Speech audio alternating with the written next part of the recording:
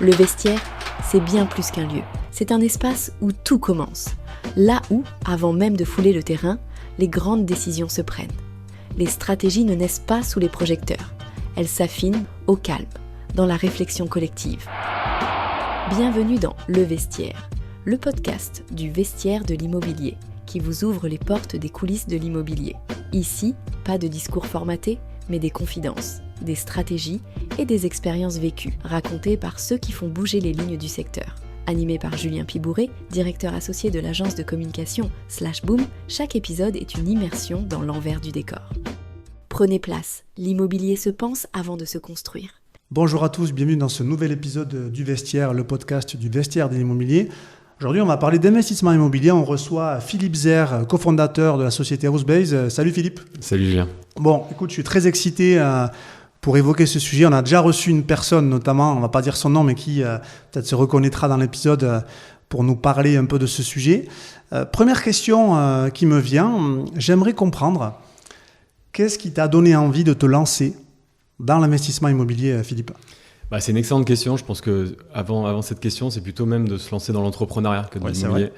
Moi, j'ai un parcours un peu assez classique. J'ai fait école de commerce et ensuite je suis parti à l'étranger. Et après, en revenant, j'ai passé 8 ans dans un grand groupe pharmaceutique, donc énorme boîte, ambiance corporate. J'avais des responsabilités business, marketing. Ça, c'était jusqu'en 2020. Et après, en fait, c'est plutôt comme ça que c'est venu un peu cette envie de me lancer dans l'entrepreneuriat, parce que je me suis rendu compte que finalement, être dans une grande boîte, autant c'est extrêmement formateur. Donc, clairement, je n'ai pas du tout craché sur ces années. Ça m'a vraiment donné, ça te donne un cadre de travail, de comment tu interagis avec les autres, comment tu crées ton réseau. Mais en même temps, quand tu veux innover, faire des nouvelles choses tous les jours, clairement, et aller vite, c'est compliqué dans une grosse boîte. Et je me suis rendu compte un peu de la limite de l'exercice en 2020, quand j'avais un peu fait le tour de mes postes. Et je me suis rendu compte que je voulais vraiment me lancer dans l'entrepreneuriat. Et c'était plutôt comme ça, le premier déclic. Donc j'ai quitté ma boîte en 2020 et je me suis lancé dans un master spécialisé en entrepreneuriat. Alors là, c'était pas forcément pour... donc tu as fait comme un peu un MBA ? Ouais, c'est ça, un master spé, du coup, entrepreneuriat. Donc, et ça, c'était moins pour avoir des compétences sur l'entrepreneuriat, parce que je pense qu'il faut pas forcément ça sert à rien de faire un master pour faire de l'entrepreneuriat. Il faut juste se lancer, monter sa boîte et aller prendre des portes. C'est vrai. Avoir un diplôme, c'est pas ça qui change quelque chose. C'est vrai. Par contre, là où c'était intéressant, c'est que ça te fait quand même un réseau, et ça te permet derrière d'accélérer et d'aller plus vite. Donc j'ai fait ça pendant 2 ans, donc master spécialisé ou type MBA en fait, entrepreneuriat. Donc jusqu'en fin 2021. Et ensuite, j'ai eu une première expérience en start-up tech classique. Et ensuite, j'ai quitté la boîte et j'ai rencontré mes associés, mes cofondateurs, donc sur Housebase. À l'issue de ça, et ensuite, gros coup de foudre professionnel. J'ai adoré le sujet. Moi, j'étais toujours passionné d'investissement, d'immobilier depuis tout le temps. Et je me suis dit que c'était vraiment le moment pour me lancer, 1, dans l'entrepreneuriat et 2, sur un sujet que j'appréciais particulièrement. Donc finalement, le déclic, il est venu de là, et donc j'ai rencontré mes associés donc sur Housebase il y a 3 ans maintenant, et je les ai rejoints sur ce projet-là, et là, depuis, on s'éclate. Est-ce qu'on peut rentrer un petit peu dans le détail, notamment du fonctionnement d'Housebase sur ce volet investissement ? C'est quoi les éléments concrets parce qu'encore une fois, je le disais à l'introduction, il y a pas mal d'acteurs qui font ça. Comment vous vous différenciez ? Qu'est-ce que tu pourrais nous donner comme info là-dessus ? Oui, bien sûr. Alors, Housebase, nous, on a 2 métiers. Le premier métier, c'est qu'on a une offre d'investissement. Donc, on est opérateur immobilier, donc marchand de biens, opérateur même en promotion. On structure des deals partout en France. On les source, on trouve l'opération, on la sécurise. On s'associe avec un porteur de projet potentiellement, ou alors on fait le deal nous-mêmes. Et une fois qu'on a structuré, sécurisé et un peu monté l'opération, en fait, on permet aux membres de notre club d'investir à nos côtés. Donc, Housebase, c'est un club d'investissement où les gens peuvent investir à nos côtés dans chacune des opérations. Donc nous, on propose surtout des opérations court terme, 12-24 mois maximum, avec des rendements cibles entre 10-12% par an. Donc, ce sont des rendements quand même intéressants sur des projets qui sont court terme. Donc ça, c'est notre premier métier. Donc, on structure des deals et on permet aux gens d'investir. Et le deuxième métier qu'on a, c'est nous, on est vraiment issus de la tech. On est vraiment une start-up, une PropTech, FinTech, on s'en fiche un peu du nom. Mais le deuxième métier, c'est qu'on a développé une plateforme qui permet, et une offre qui permet de structurer ses propres club deals. Donc là, on va avoir toute la plateforme technologique pour que des comités d'investisseurs, demain peut-être le vestiaire de l'immobilier ou des asset managers ou des family office puissent avoir la tuyauterie technique et juridique pour structurer leur propre club deal. Donc ça va être la création des véhicules d'investissement, la structuration aussi, puisqu'il y a une vraie partie comment on structure un club deal, c'est quoi la société qu'on utilise, comment on fait un pacte d'associés, quelles sont les clauses à avoir absolument dans son deal, d'un côté opérateur aussi d'un côté investisseur, et ensuite après toute la gestion des collectes, les levées de fonds et même l'administration comptable, juridique du véhicule. On a vraiment une offre clé en main qui permet à tous de se lancer facilement donc, dans la structuration et un club deal immobilier. Et on a vraiment ces deux jambes là en fait sur Housebase. On a la jambe investissement, on est opérateur, on fait des investissements, et on a la jambe Startup Tech où on a un SaaS, c'est une plateforme qui permet à tous d'utiliser notre techno qu'on a développé pour notre première activité. Et donc là où tu l'as dit, il y a plusieurs acteurs qui se lancent, qui essaient de digitaliser ou de faire les choses un peu différemment. Je pense que la grosse différence qu'on a, c'est qu'on est vraiment à la croisée des chemins entre la technologie, parce que c'est notre ADN, on vient vraiment de la tech, mais aussi la question de la structuration juridique. On a passé énormément de temps avec nos cabinets d'avocats pour structurer les deals, pour avoir les dispositifs, ou en tout cas les opérations les plus sécurisées possibles et les plus claires et lisibles pour les investisseurs, parce que finalement c'est ça qui est important. Mais on a aussi l'aspect terrain. On est opérateur immobilier, on est marchand de biens, on sait gérer des problématiques d'immeubles qu'on revend à la découpe, des détachements parcellaires ou de bâtis. On a une casquette d'opérateur et on sait comprendre et on sait faire des projets de marchand de biens. Et ensuite, on a le volet financier. On a une offre d'investissement, on a une communauté d'investisseurs qui investissent avec nous, on a des partenaires CGP, CIF ou des family office qui investissent avec nous dans les opérations. Et donc c'est vraiment ça qui est assez unique, et je pense qu'on a mis beaucoup d'énergie à construire ça. C'est que les 4 mondes là que je viens de te donner, le monde tech, le monde structuration, financier et opérateur, c'est 4 mondes qui n'ont rien à voir les uns avec les autres. Soit tu peux aller voir des banques d'affaires ou des plateformes de crowdfunding qui font le financement. Tu peux aller voir des opérateurs, mais quand tu as une soirée avec des opérateurs marchands de biens partout en France, ça n'a rien à voir avec une soirée que je vais faire avec des family office à Paris qui viennent investir. Et donc en fait, c'est ça qui est intéressant, c'est que ces 4 mondes qui n'ont rien à voir ensemble, mais qu'on arrive à faire discuter et qu'on arrive à se faire rencontrer au travers d'Housebase et au travers de la solution qu'on propose.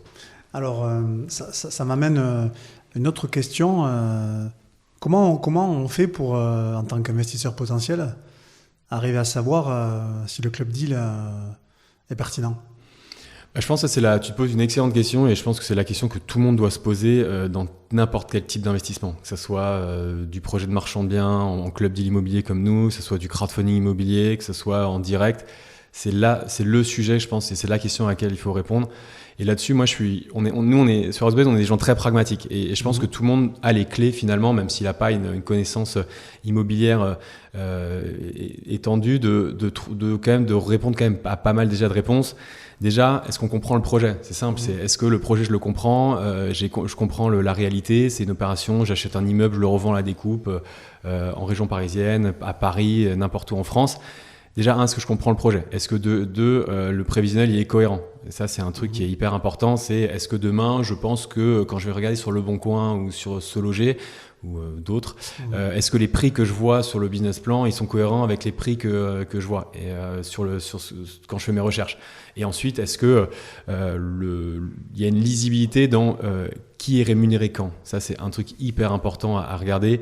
Qui gagne de l'argent et quand, et est-ce qu'il y a un alignement des intérêts ? Et c'est vraiment là où il y a un vrai sujet, et qu'on a vu notamment avec le crowdfunding immobilier, on en reparlera de ce modèle, mais il faut vraiment savoir où est-ce qu'il y a un alignement total des intérêts entre celui qui porte le projet, les investisseurs, tous les intermédiaires.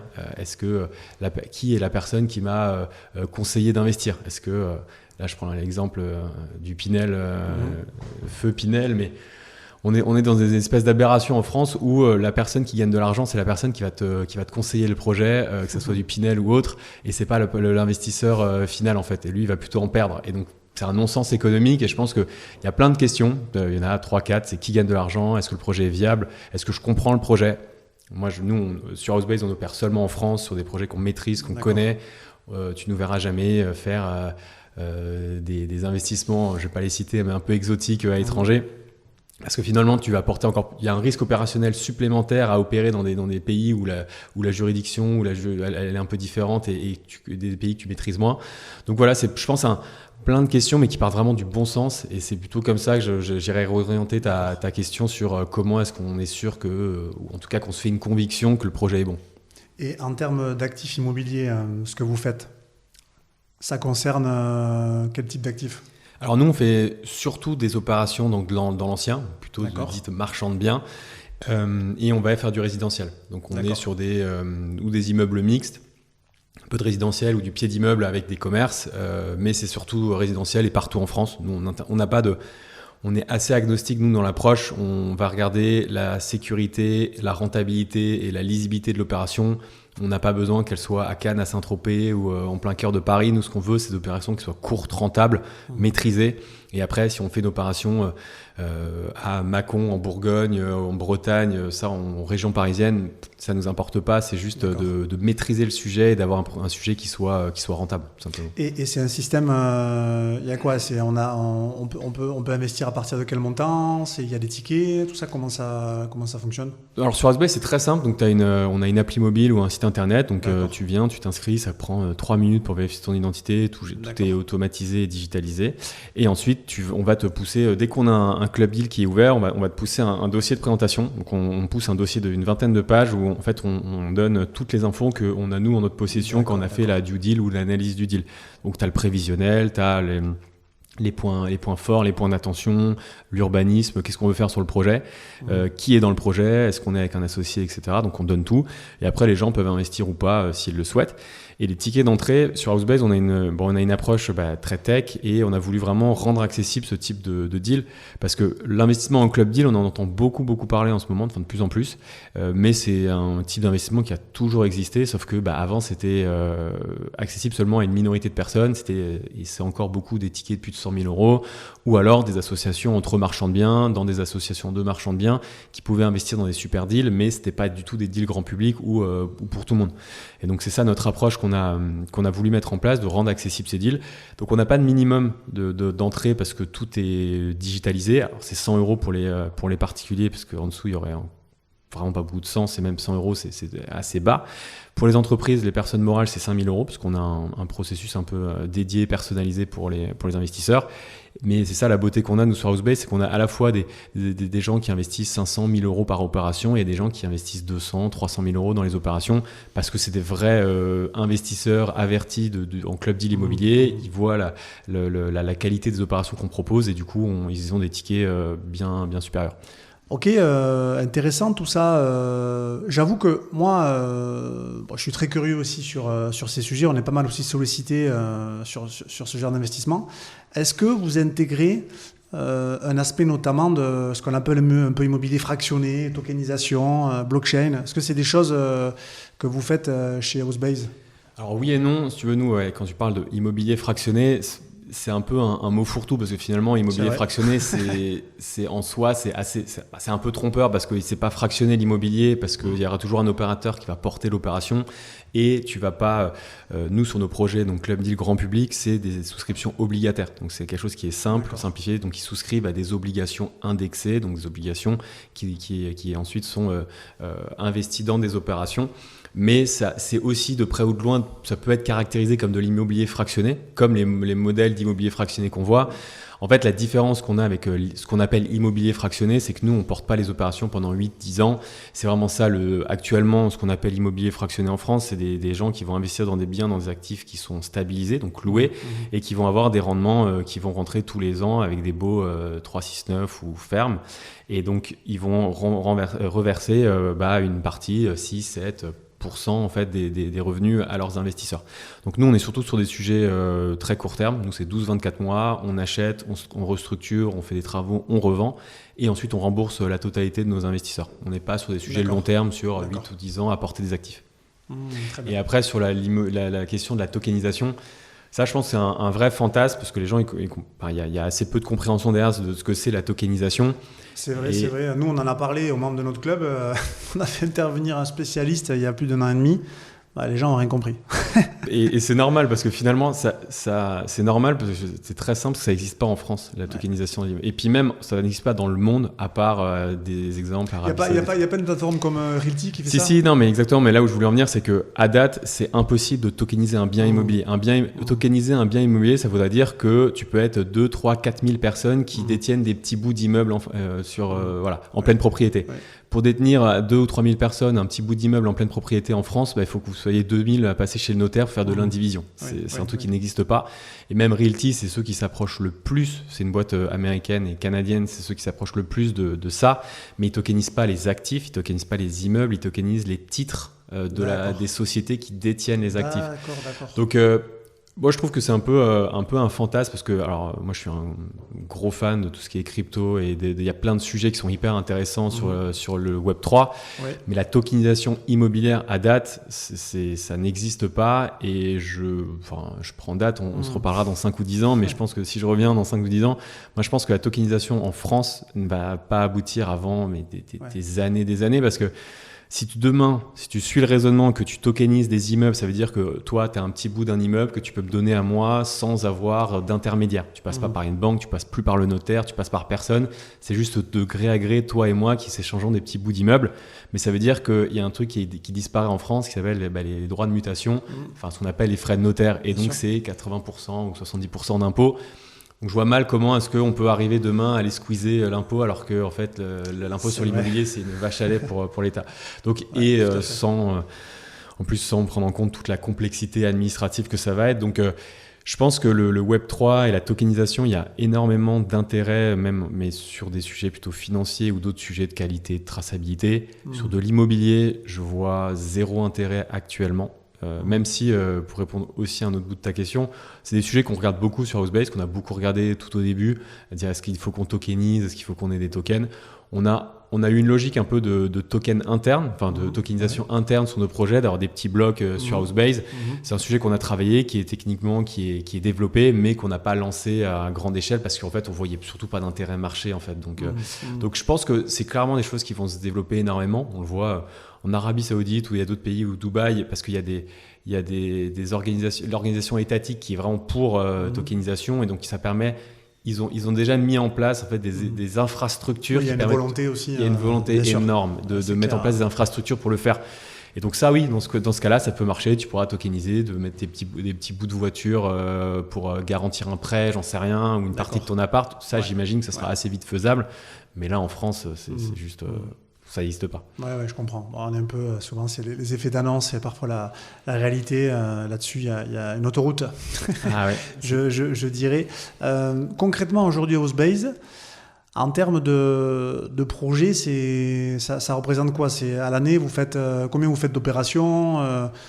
C'est quoi? Il y a combien d'opérations en cours? Tu peux nous donner quelques infos là-dessus? Alors nous, pour résumer, on a 4 ans d'existence avec Housebase. Pendant 2 ans, on a vraiment construit tout le moteur, en fait, le moteur tech, les investisseurs, et aussi sourcer les bonnes opérations. Donc avoir des partenariats partout en France avec des marchands de biens, avec des notaires, avec tout le monde, le plus de gens possible, pour sourcer des deals de qualité. Et ensuite, donc on a lancé le financement des opérations l'année dernière. Ça fait un peu plus d'1 an et demi nous qu'on finance des opérations. On a dépassé les 9 millions d'euros d'opérations financées. Donc on a un bon momentum, on a une bonne accélération. Mais donc là, l'idée c'est de faire beaucoup plus l'année prochaine. On a 15 opérations qui ont déjà été structurées et financées avec Housebase et 5 qui ont déjà été remboursées, débouclées avec le rendement, donc le TRI cible qui a été remboursé à nos investisseurs. Donc voilà, en 1 an et demi, donc 5 opérations déjà débouclées. On essaye de faire des opérations qui soient courtes, lisibles, mais de le montrer dans les actes. Et donc là, on est, ce que je disais, un peu plus de 15 opérations. Ouais, donc ça veut dire que l'enjeu important, bien évidemment, c'est le sourcing. Comment tu fais, toi, pour sourcer des biens? Ça doit être un travail, colossal.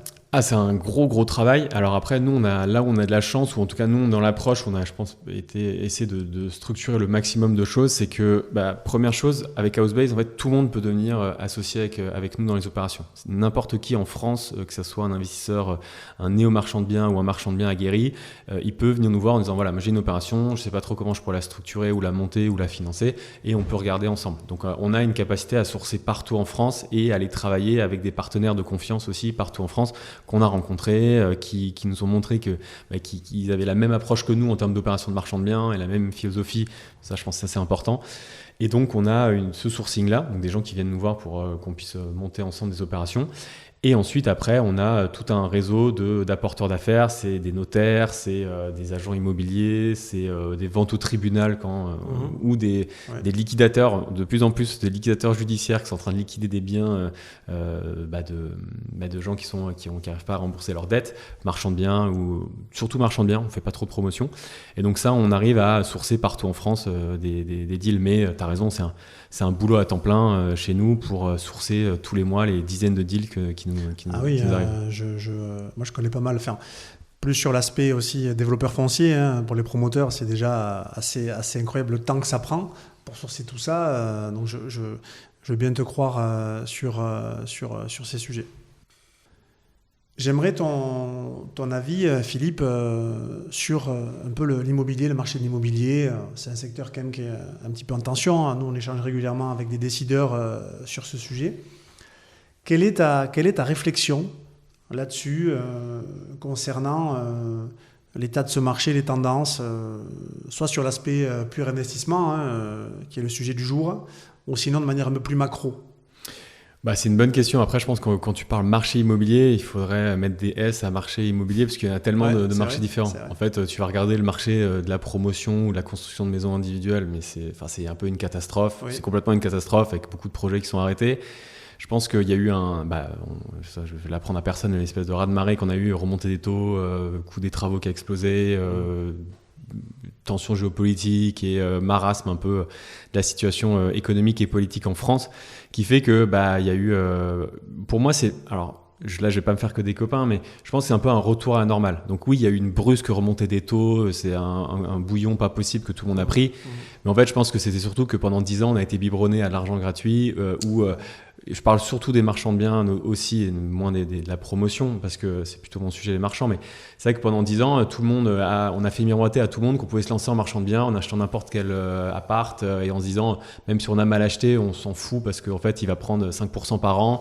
Je fais des petits travaux, je mets un coup de peinture et je suis sûr que je vais retrouver des locataires, ou en tout cas le revendre derrière comme je veux.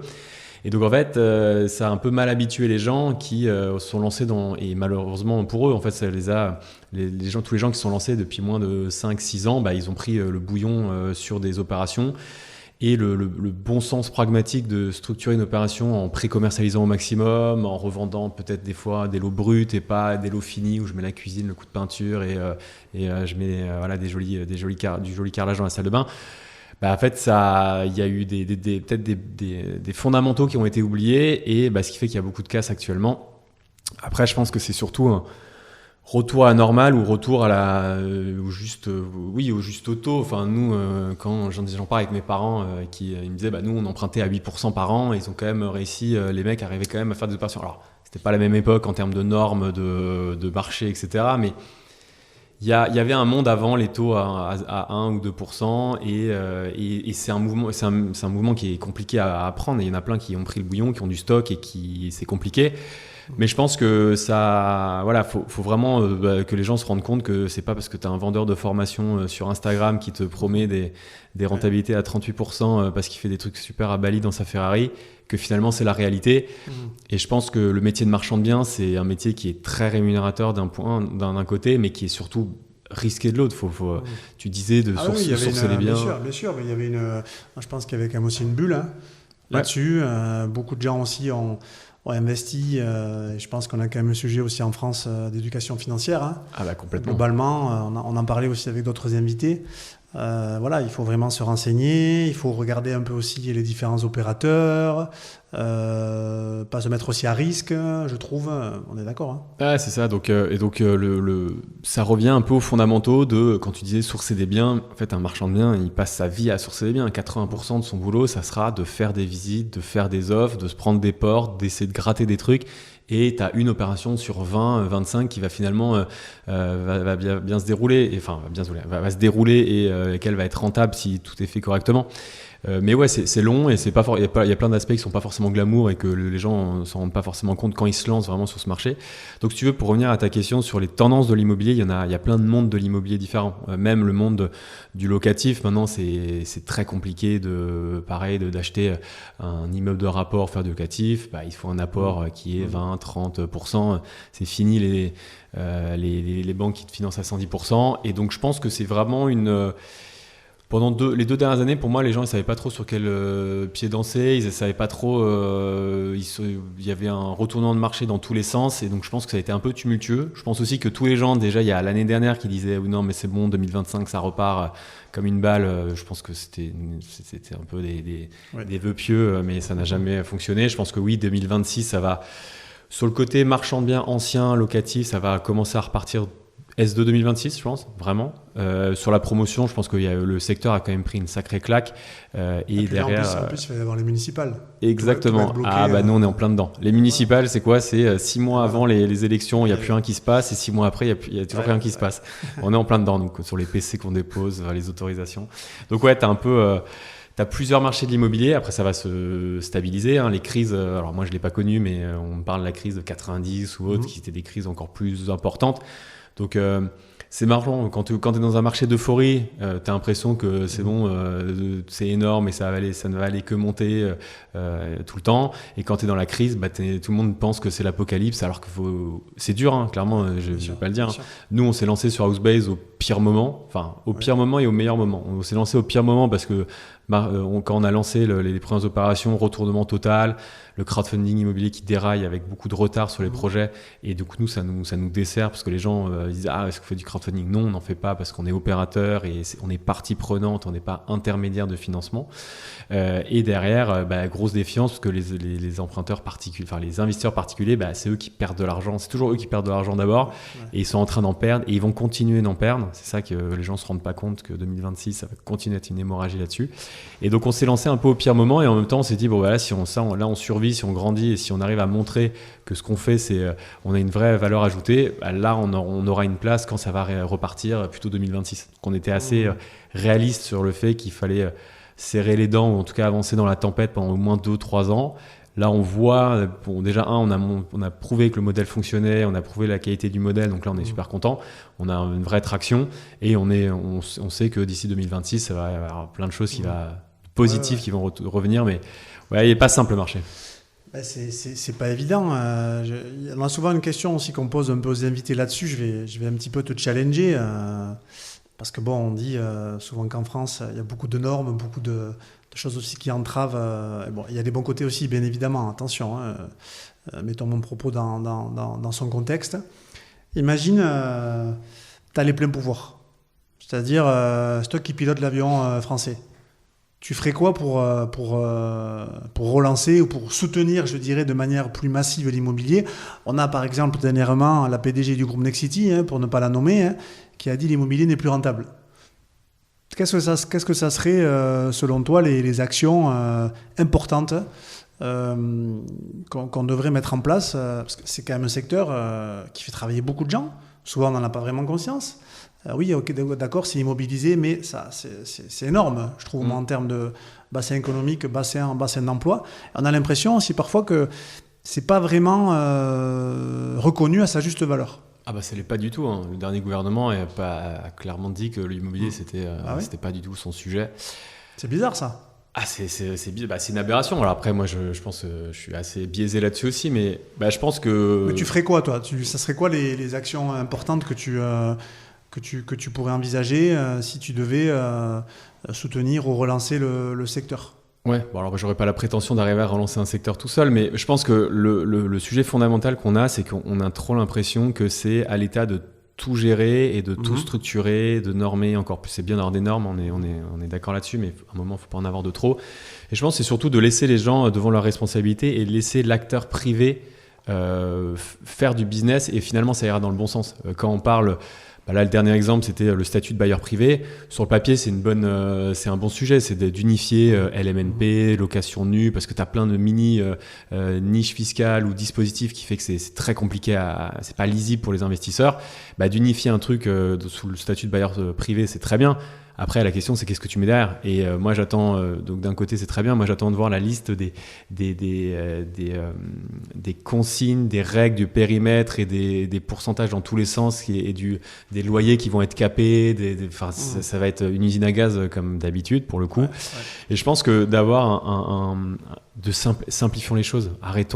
Ayons effectivement un statut de bailleur privé, mais de manière générale, laissons l'acteur privé aller vers tout ce qui est des sujets de rénovation énergétique. L'État n'a pas l'argent pour rénover les X millions de logements qui doivent être rénovés tous les ans, et incitons les gens, mais de façon juste réelle et sans avoir des usines à gaz à chaque fois pour que des marchands ils revitalisent les centres-villes en achetant des trucs, en redécoupant des actifs et en les revendant à des coupes. Ça revitalise quand même les centres-villes, mais laissons les gens faire. Et laissons aussi... et l'autre point, c'est laissons les acteurs locaux décider, mais en même temps, donnons-leur les moyens de décider, parce que nous, on voit plein de petits acteurs locaux, donc les municipalités, les services de l'urbanisme, ils ont un peu un double discours, très simple, c'est la taxe foncière qui était abandonnée, donc elle a été compensée à l'euro près l'année où elle a été abrogée, ça c'est trop bien, mais derrière... Je pense que tu parles de la taxe d'habitation.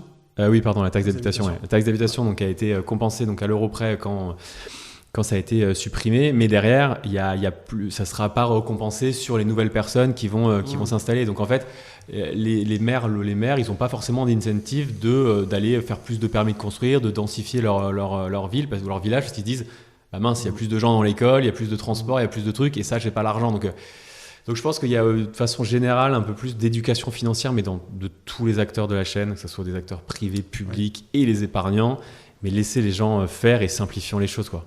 Et je pense que ça ira très bien. C'est vrai, on nous avait, semble-t-il, promis un choc de simplification. Bon, je laisserai les gens peut-être méditer un peu sur ce sujet, mais bon, ça fait partie des éléments, je pense, aussi dans l'équation. J'aimerais qu'on avance aussi sur un autre sujet. Tu sais, nous, ce podcast, il s'appelle Le Vestiaire. On a toute une analogie aussi autour de ça. Est-ce que tu as un moment, une phrase, un événement qui t'a marqué et qui aujourd'hui te permet, dans le cadre notamment des activités de Housebase, d'avancer concrètement? Est-ce que tu as une anecdote que tu pourrais nous raconter sur ça?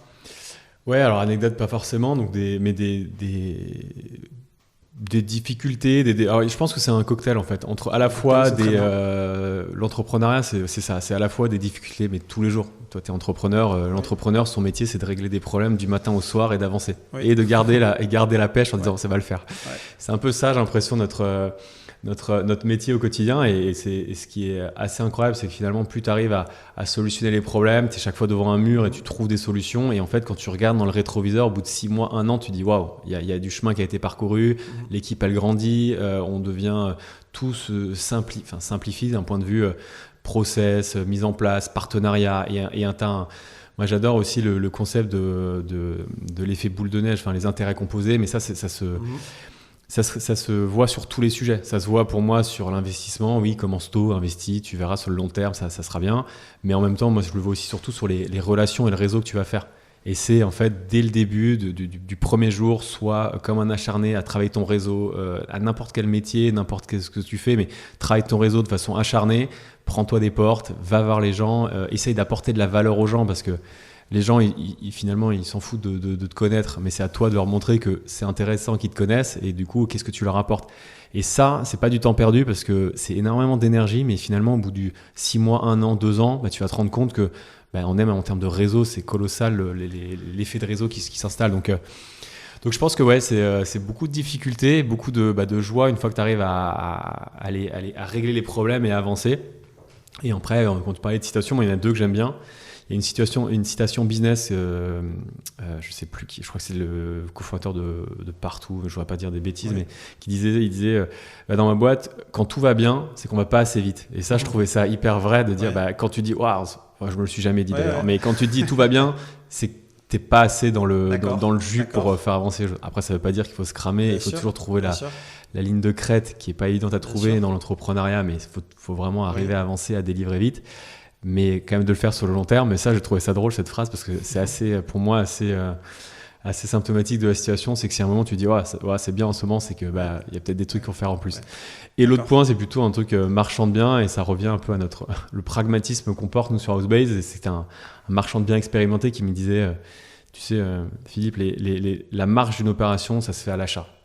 Et ça m'a, alors c'est une phrase bateau entre guillemets, mais ça m'a vraiment marqué, parce que une opération, soit tu as bien acheté et tu sais que si tu as des plans B ou des plans C activés, ça va quand même bien se passer. Soit tu n'as pas bien acheté et tu te dis je vais revendre X 1000 de plus du mètre carré parce que ça va être trop bien ce que je vais faire. Tu pars pas d'un bon postulat. Donc je pense que voilà, ce seraient les deux phrases que j'aurais à garder en tête. Excellent. On arrive à la fin de notre échange. J'aimerais comprendre aussi ce qui te plaît le plus au quotidien. Bonne question. C'est une excellente question. Je pense qu'à la fois, c'est de régler des trucs, de un peu moi j'ai bien l'esprit de compétition, l'esprit sportif, de dire ok, il faut se dépasser, donc ça j'adore. Et après te lancer dans l'entrepreneuriat, si tu veux te dépasser, c'est l'endroit où tu peux être, tu vas t'épanouir. Donc c'est vraiment d'avancer, de dire ok, on va faire un truc, si c'était simple tout le monde le ferait. Et c'est pas pour rien que 90% ou 99% des boîtes qui sont plutôt start-up ou qui se lancent dans des nouveaux sujets, elles n'y arrivent pas forcément parce que c'est dur. Et donc d'arriver à trouver un peu le challenge de régler des trucs, de développer une offre qui est quand même assez innovante. Et ça, c'est un truc qui me plaît. Et c'est de le faire en équipe en fait. Clairement, nous, l'équipe Housebase, elle est top. On a réussi à recruter les bonnes personnes dans l'équipe. Et quand je dis équipe, c'est à la fois les gens de l'équipe, mais à la fois les associés aussi. Et ça, c'est hyper important. Faut pas sous-estimer la place de l'humain, parce que quand tout se passe bien, c'est génial, on peut bosser avec la terre entière, mais quand ça se passe mal et quand on va avoir des problèmes sur des opérations, quand on va devoir sortir les rames, parce qu'il y a des fois où c'est compliqué aussi, là, c'est là où tu te rends compte que tu es dans le bon vestiaire parce que tu as les bonnes personnes autour de toi. Donc je pense que ce serait les deux sujets, c'est de faire des trucs challengeants au quotidien et d'avancer, et en même temps de le faire. Faut quand même s'éclater, on va pas se mentir. Bien sûr, il faut prendre un peu de plaisir, carrément. Sinon, ça serait triste. Ça fait partie du jeu. Après, souvent, là, moi je le vois aussi sur l'aspect entrepreneuriat, il y a aussi beaucoup de gens qui abandonnent aussi. Au moment où peut-être il peut y avoir des synergies qui vont se créer. Tu parlais tout à l'heure d'actifs. Son réseau, c'est un actif, tout ça. Moi, je donne des cours à des étudiants aussi. Quand on explique qu'avec le vestiaire immobilier, on fait des week-ends avec les membres, les gens nous prennent pour des fous. Les gens nous disent, mais je comprends pas, c'est des gens que vous connaissez pas, tout ça, mais on est obligé. C'est pas dans le digital, selon moi, qu'on va avoir les meilleures opportunités, quoi. C'est un moyen, c'est un levier, c'est un point de contact redoutable, je pense, pour casser la distance. Mais bon, on a besoin de l'humain. Enfin, faut se renseigner sur la psychologie humaine, et ça nous permet d'avoir quelques clés de réponse sur ce sujet. Et du temps, ouais. Du temps, bien évidemment. Ça prend du temps. Tout se fait pas comme ce que tu disais avec les influenceurs là-dessus ou sur les réseaux sociaux. Est-ce que pour terminer, tu as un sujet en particulier que tu voudrais aborder ? Non, pas forcément. Je pense que il y a des vrais enjeux demain sur plutôt après côté investisseur, mais et côté marchand de biens. Je pense que côté investisseur, tu le disais, c'est la première question. Comment est-ce que tu fais d'analyser un bon projet et d'être sûr d'avoir des convictions là-dessus ? Et après, on en a reparlé sur l'éducation financière, mais ça, moi, c'est le sujet de les gens. Enfin, éduquons nos enfants, éduquons les jeunes générations sur l'épargne, l'investissement et là-dessus. Et après, le deuxième sujet, ce sera plutôt côté marchand de biens, où je pense qu'il y a une vraie métamorphose en cours sur le métier. En fait, si tu veux faire du patrimonial, il faut même, si tu veux acheter des immeubles, c'est plus juste acheter, mettre un coup de peinture, c'est aussi retravailler un peu, mais en mode marchand de biens, créer de la valeur finalement, parce que c'est que comme ça pour moi que tu vas continuer à pouvoir, que les gens peuvent continuer même à leur échelle à investir dans l'immobilier. Donc il y a un peu une mutation qui se met en cours et un changement de mentalité. Donc ça va être intéressant à voir dans les prochaines années, ouais, carrément. Tu dirais que en termes d'investissement, qu'est-ce que ça serait les bonnes étapes à respecter? Imaginons, on est un jeune, on a envie d'investir. Qu'est-ce qu'il faudrait privilégier d'abord selon toi comme peut-être classe d'actifs Qu'est-ce qui serait bien? Alors là-dessus, je pense qu'il faut avoir c'est comme tout, faut avoir une approche diversifiée et faut être clair avec son objectif, son appétence au risque. Mais voilà, c'est simple. Et encore une fois, faut arrêter d'opposer des classes d'actifs. Quand je vois des mecs qui disent l'immobilier locatif c'est mort, il faut faire que des actions, le mec qui va répondre bah non, faut faire que de la crypto, ou non, il va dire bah non, c'est des ETF. Il faut arrêter de croire qu'il y a une formule magique. Il faut être diversifié, il faut avoir un matelas de sécurité. Ensuite, il faut prendre des risques aussi. Il faut se dire, ok, j'ai un matelas de sécurité. J'ai pas besoin de mettre 30 000 euros sur tous mes livrets. Non, fais travailler ton argent. Bien sûr. Le livret A, c'est 100% de chance de perdre de l'argent par rapport à l'inflation. Donc ça, il faut l'avoir en tête. L'immobilier reste pilier, alors bon, je prêche pour ma paroisse, ou en tout cas je suis biaisé dans l'approche, mais l'immobilier ça reste le sujet numéro 1 en France. Les gens se rendent pas compte qu'en France on a des taux fixes, on a une espèce d'un truc unique au monde, je pense à peu près de façon bancaire, c'est qu'on emprunte à taux fixe. La banque nous donne de l'argent sur 20 ans à un taux, elle va jamais en changer. Au Royaume-Uni ou dans des pays anglo-saxons, du jour au lendemain, ça peut augmenter de 3-4 points et là, tu es obligé de vendre tous tes actifs parce que tu as le couteau sur la gorge. Donc l'immobilier, ça reste énorme pour se faire un patrimoine. Après, il faut le faire correctement. Il y a plein de façons de faire. Pour moi, le seul conseil que je donnerais à des jeunes demain, c'est lancez-vous. Attendez, le meilleur moment, c'est maintenant. Attendez pas demain. Attendez pas des meilleures conditions. On s'en fout.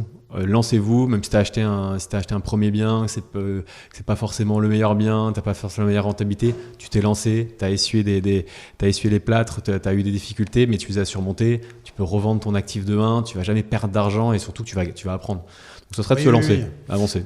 Et puis avoir aussi quand même cette capacité à mettre un peu d'argent de côté. Parce que ça commence aussi l'investissement quand même par ça. C'est le matelas de sécurité, c'est avant de mettre de l'argent en bitcoin ou en crypto, garder un peu d'argent devant vous pour pouvoir vivre les prochains mois. Oui, ça c'est la base. Oui, exactement. Écoute Philippe, je te remercie beaucoup pour cet échange.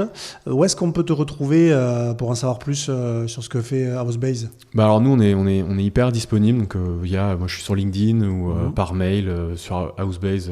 Il y a l'adresse mail sur le site internet. On est très disponible. On peut répondre on a un formulaire aussi sur le site internet. Donc vraiment n'hésitez pas si vous avez des questions sur la partie structuration pour le compte de marchand de biens ou d'autres personnes qui veulent structurer leur club deal ou investir avec nous ou faire des opérations avec nous.